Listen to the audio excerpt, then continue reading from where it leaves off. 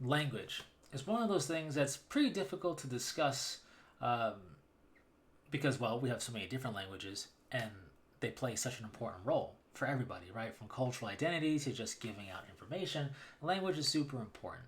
And it's one of those things that can be pretty difficult to quote unquote get right in a setting if you're going to actually spend time actually devoted to fleshing out your setting in regards to language. And whenever a setting does it and does it well, I think it's a massive thumbs up. And I give that massive thumbs up to the Battletech setting. What's up, everybody? I'm James. Welcome to Mechanical Mayhem, and welcome to a Battletech lore primer video. This is where I take one particular aspect of the Battletech lore and talk entirely too long about it in a very basic introductory style, so we can establish a foundation, some common ground, so whether you're new or old to the setting, if you want to chime in and comment or have a discussion, we all can have equal footing, which I think is pretty cool at minimum. And that's my hope anyway. So, of course, in this game of armored combat style of setting that has the miniature game and multiple video games, and is basically a mecha setting with battle mech on battle mech action, we gotta talk language. That's what everybody wants to talk about, right? So here we are. Language is one of those things in a setting that it's there in every setting because, well, we have language, and that's how we experience the setting, by reading and hearing a language.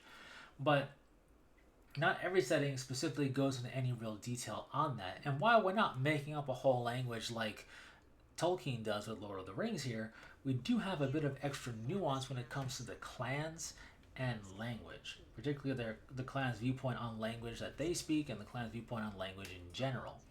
Because while the clans are basically always I shouldn't say always, that's really, basically always is a weird statement anyway. While the clans basically get depicted most of the time as this antagonistic villainous force to survive against and overcome, and very vicious and capable and technologically advanced, there's a lot of nuance to the clans and their culture overall, and I really appreciate that personally. The fact that the clans are a distinct cultural concept makes a lot of sense when you consider that they are descendants of the original Star League that went into exile. That means they literally have had their culture evolve for centuries in isolation from the inner sphere. Of course, they're going to be different from what the inner sphere is culturally. And the fact that it actually is, and not just a palette swapped, higher tech, different, equipment human group, I think is absolutely fantastic. And language is a part of that. And again, think about it. I speak English. Whether or not I speak it well or know it well is immaterial, and yeah, I know I don't, but it doesn't matter. The point is that's my one and only language, unfortunately. In any case, if I were to go back in time, 1 century, 2 centuries, 3 centuries, etc., it would become increasingly more difficult to communicate with fellow English speakers because it's evolved and changed and adapted and localized and stuff like that over time.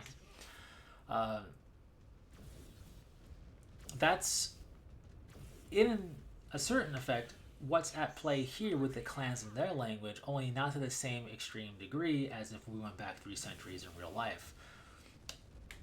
But still, part of that concept does play out here, which would make sense considering they are a culture in isolation for several centuries. And I just like that attention to detail with that. So, with that said, all of the typical linguistic science and history and speech pathology stuff that I really don't know anything about and I'm not qualified to talk about it at all, but exists, technically still exists in the Battletech universe. But we're going to just sip through all that and cut right to the meat of it by looking at the lore of clans and language in the Battletech setting. With that being said, the clans in the lore are described as having their language rooted in Star League English or Star League era English.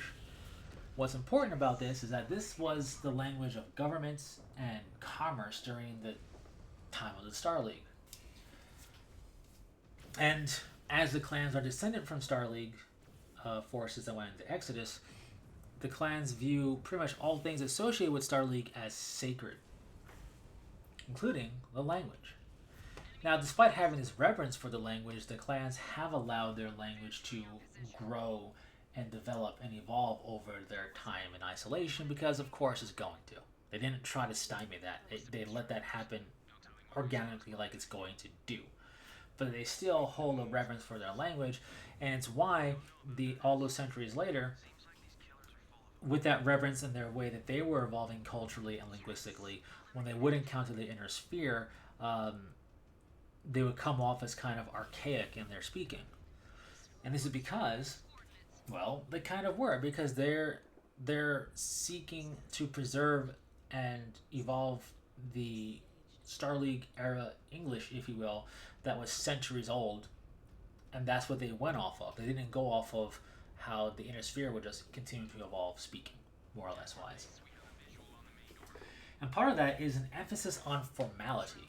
And this is where I think a good analogy is to consider the clans like in a typical fantasy or like a show setting where you have high class and low class stuff, right? You would have in a fantasy setting like a noble speaking to a peasant, and the noble speaks all prim and proper and everything else, and the peasant has like the accent and the random words and stuff like that aren't considered proper ways of speaking. That kind of concept could definitely be associated with the clans and their view on language, because they would be that high class society, right? They believe in formality and the sacredness of the language as it was, and therefore have this archaic formal way of speaking all the time that you wouldn't necessarily have theoretically in the lower classes. And this is indeed what goes on with the clans, especially considering that at some point in their reverence, they have a particular viewpoint on a certain mannerism when it comes to speaking, and it's unclear when this started happening.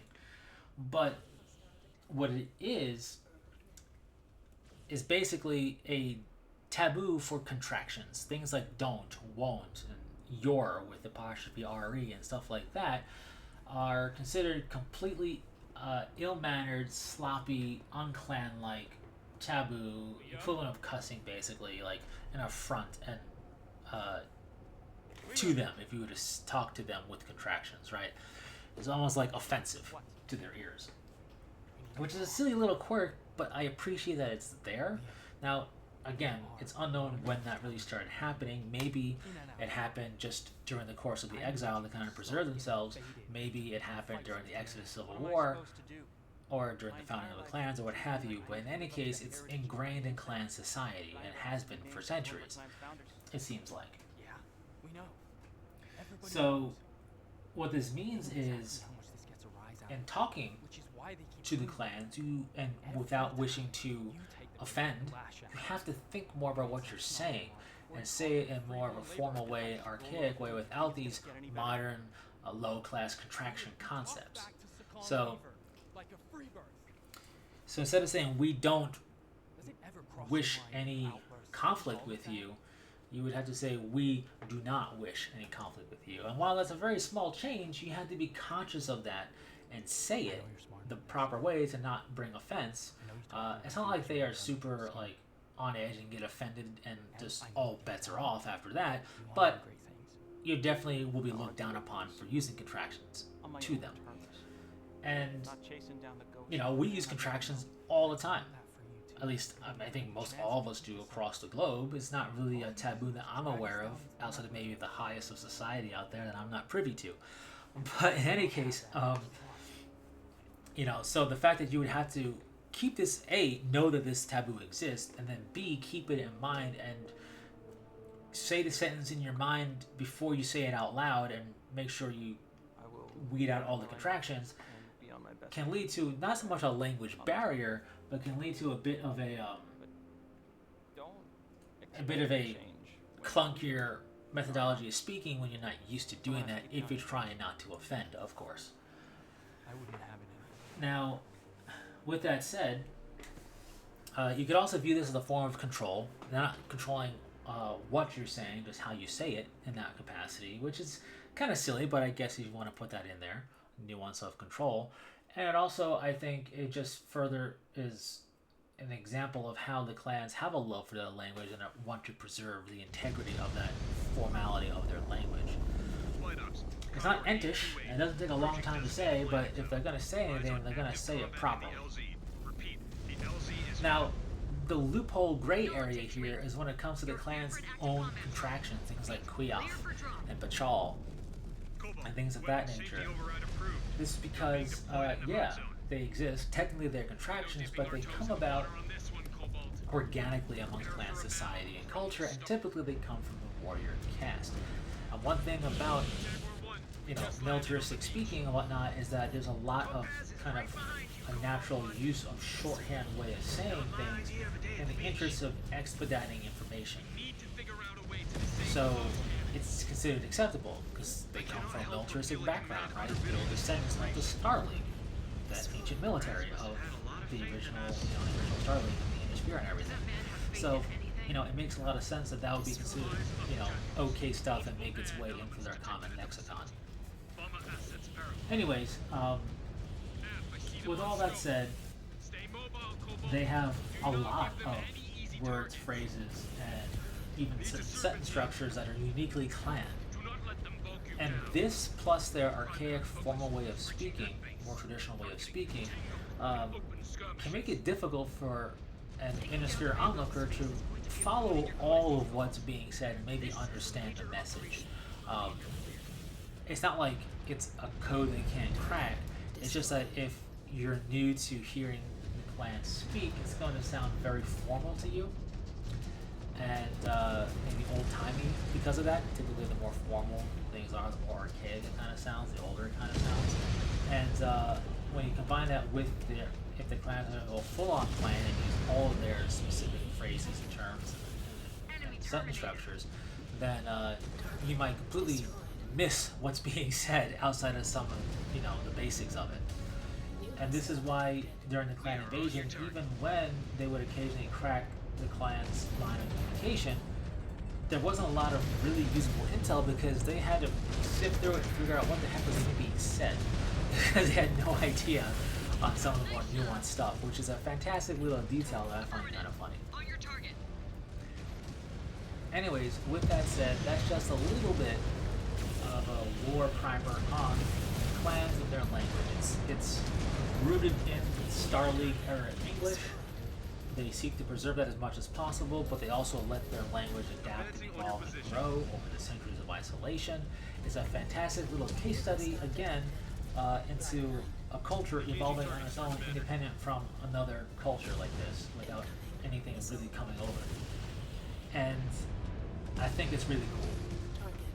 Obviously, this is nowhere near what like Tolkien and creating Elvish or anything like that, but I still do applaud Battletech for going to this level of nuance in regards to language with the clans, because does it really matter truly for the clans being a faction in Battletech and why they came and fought? No, not at all. This whole contraction concept could be non-existent and the clans would still be as interesting as they are. This just makes them be that much more fleshed out and feel more nuanced, more lived in, more like a real, living, breathing, evolving societal group, and I really appreciate that. Also, if you were wondering why at 45 Clans, Liam was constantly being, berated for his speech, and you didn't see any curse words or anything like that, this is why. He specifically and deliberately would use contractions as a form of rebellion because he's named after one of the clan's founders, and he's trying to make his own self-identity. So he's being rebellious, and this is the equivalent of custom to the clan, so of course, it's a problem. Anyways, with all that said, thanks so much for sticking through this random discussion. If you did, definitely share your thoughts. Help us write that subscribe button, because of course this is the type of cutting edge biotech stuff that everybody wants to listen to. But that joke aside, I do appreciate you taking the time out of your day to stick through this video, right? Time is precious, so I appreciate you spending it with me. And until next time, take care.